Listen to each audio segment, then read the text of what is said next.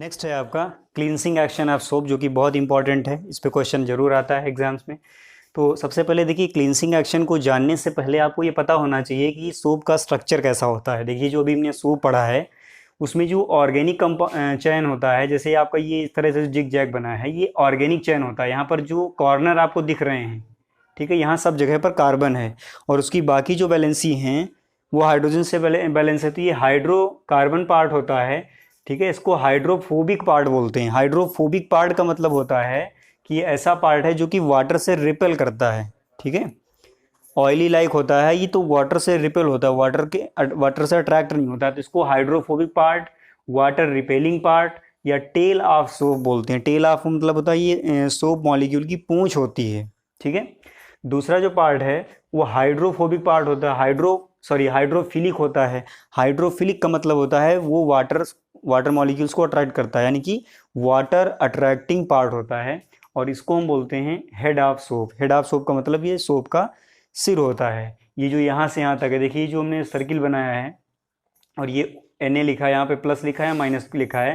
तो जहाँ से जहाँ तक चार्जेस हैं उतने पार्ट को हाइड्रोफिलिक बोलते हैं, और जहाँ ये जिगजैग इस तरह से गया हुआ है, एक कर्व्ड स्ट्रक्चर बना है, इसे हम हाइड्रोफोबिक पार्ट बोलते हैं।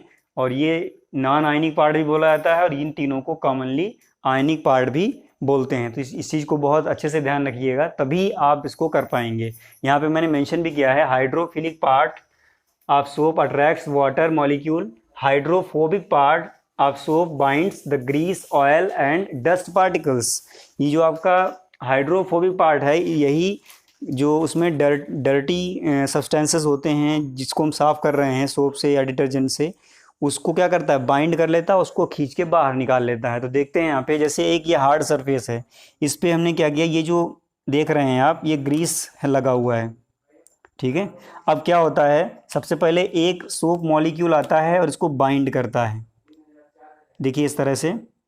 और उसका जो टेल पोर्शन है वो हमेशा इस तरफ ही रहेगा, ये हमेशा ध्यान रखिएगा, प्लस एंड माइनस। ये जो टेल वाला पोर्शन है, यानी कि जो हाइड्रोफोबिक पार्ट है, उसको आपको ग्रीस से अटैच करना है, ध्यान रखिएगा। क्योंकि ये आपका जो हाइड्रोफोबिक पार्ट है ये वाटर रिपेलिंग होता है, वाटर के अलावा उसमें जो चीज़ें हैं उनसे वो बाइंड होता है, यानी कि डर्टनेस जो है, गंदगी जो है, उससे बाइंड होता है। तो पहले एक आता है, उसको खींचता है, नहीं निकाल पाता क्योंकि ये बहुत ढेर सारा मैटर है। फिर क्या होता है, जो आपका ये ग्रीस लगा हुआ है,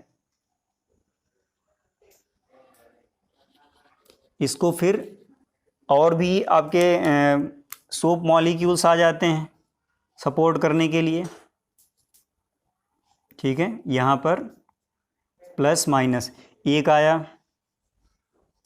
दूसरा यहाँ पर फिर एक और आ जाता है, यानी कि ऐसे ही धीरे धीरे मॉलिक्यूल्स क्या होते हैं, डिपॉजिट होना शुरू हो जाते हैं, यानी कि सपोर्ट करना शुरू कर देते हैं। प्लस माइनस तीन आ जाते हैं, फिर इसको पकड़ के खींचते हैं ऊपर की तरफ, फिर भी अगर नहीं निकलता है तो फिर क्या होता है, और मॉलिक्यूल आ जाते हैं। तो इस तरह से क्या होता है, एक सर्किल बन जाता है, मतलब सराउंड बहुत ढेर सारे मॉलिक्यूल्स क्या होते हैं, अरेंज हो जाते हैं। तो यहाँ पर इसको हम क्या करेंगे, थोड़ा आगे इसको बनाते हैं। और ये जो आपका सरफेस है ये एक मिसेल फॉर्म कर लेगा थर्ड स्टेज में। तो जो फाइनल स्टेज होती है क्लींसिंग एक्शन की, उसमें मिसेल फॉर्म हो जाता है। अब देखिए यहाँ पर जो आपका ये ग्रीस मॉलिक्यूल है, ये बिल्कुल इस तरह से बन जाता है।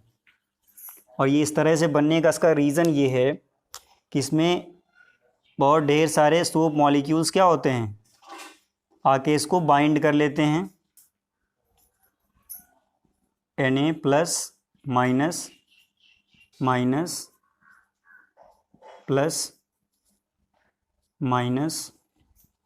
देखिए जो प्लस चार्ज है वो सोडियम पर रखना है, और जो नेगेटिव चार्ज है वो ऑक्सीजन पर रखना है। यहाँ पर जो O बना है ये ऑक्सीजन के लिए है। ऐसे ही एक यहाँ से भी आके बाइंड हो जाएगा, Na प्लस O माइनस, यहाँ भी एक आ जाएगा।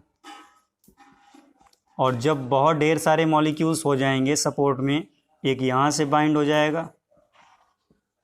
प्लस माइनस, और एक आपका यहाँ से भी बाइंड हो सकता है।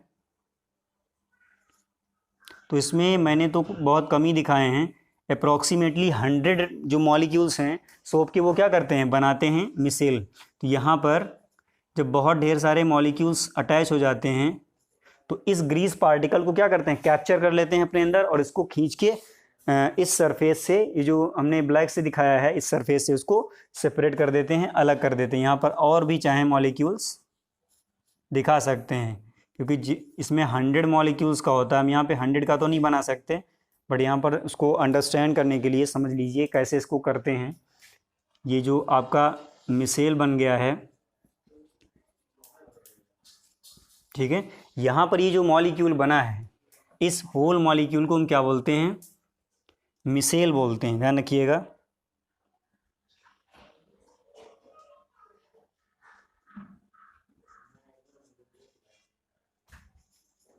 मिसेल बोलते हैं। और जो मिसेल है उसमें क्या होता है, एक जो मिसेल है आपका,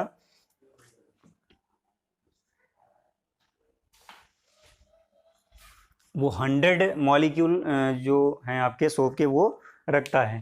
तो देखिए इस तरह से क्या होता है, कोई भी आपका जो डर्टी सरफेस है जिसको हम उसमें वाटर से या फिर डिटर्जेंट से या सोप से क्लीन करना चाहते हैं, वो क्लीन हो जाता है। अब देखिए अगर ये आपका हमने सोप मॉलिक्यूल का बनाया है, ऐसे ही आपका डिटर्जेंट का भी होता है, डिटर्जेंट में भी 2 पार्ट होते हैं। तो आई थिंक जो सोप एंड डिटर्जेंट के क्लींसिंग एक्शन है उनका जो डायग्रामिक रिप्रेजेंटेशन है वो सेम है, ध्यान रखिएगा। यहाँ पर इस चीज़ को मेंशन कर लीजिएगा।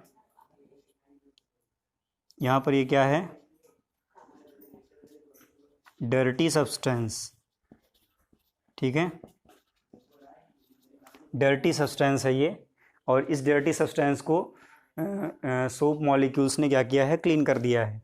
तो ये तीनों स्ट्रक्चर इंपॉर्टेंट हैं। पहली स्टेज में कम मॉलिक्यूल या एक मॉलिक्यूल आता है, उसको खींचता है, नहीं खींच पाता है। सेकेंड स्टेज में फिर और मॉलिक्यूल आ जाते हैं उसको खींचने के लिए, सपोर्ट करने के लिए। और थर्ड स्टेज में बहुत ढेर सारे मॉलिक्यूल आके उसको क्या करते हैं, उससे बाइंड हो जाते हैं और उसको पकड़ के खींच लेते हैं, जिसकी वजह से जो आपका डर्टी पार्टिकल है, ये ब्लैक ब्लैक, ये क्या हो जाता है, आउट हो जाता है। और यहाँ पर बीच में इसको कैप्चर करके वो पानी के साथ बह जाता है, साफ़ हो जाता है। इसको नोट कर लीजिए फटाफट, तीनों स्ट्रक्चर्स में आपको नोट करने हैं। ये आपकी वर्कशीट है, और वर्कशीट से पहले एक चीज़ आपको बता दें कि अभी एक चीज़ हमने नहीं डिस्कस की है, जो आपका डिटर्जेंट या फिर सोप होता है, बायोडिग्रेडेबल कौन सा होता है। बायोडिग्रेडेबल का मतलब जान लीजिए। देखिए बायोडिग्रेडेबल का मतलब होता है जो माइक्रोब्स के थ्रू, जो बायो ऑर्गेनिज्म हैं, जो आपके छोटे छोटे वो होते हैं बैक्टीरियाज, उनसे डिकम्पोज हो जाए।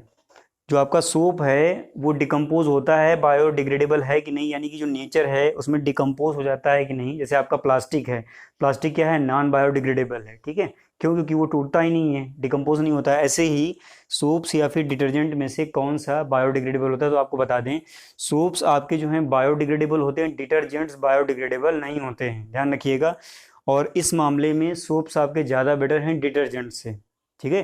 क्लींसिंग एक्शन के मामले में डिटर्जेंट ज़्यादा बेटर हैं सोप से, और जो बायोडिग्रेडेबल है यानी कि पॉल्यूशन के बेसिस पर सोप्स आपके ज़्यादा बेटर हैं डिटर्जेंट से। तो ये ध्यान रखिएगा। ये आपकी वर्कशीट है, और ये प्रीवियस वीडियोस की भी वर्कशीट है, इस वीडियो की भी है, तो इसको बहुत अच्छे से करिएगा। इसमें बहुत इंपॉर्टेंट क्वेश्चंस हैं, कुछ आपके ऐसे हैं जो आपकी बुक्स में नहीं होंगे बट वो इम्पॉर्टेंट हैं, तो ये आपको करने हैं।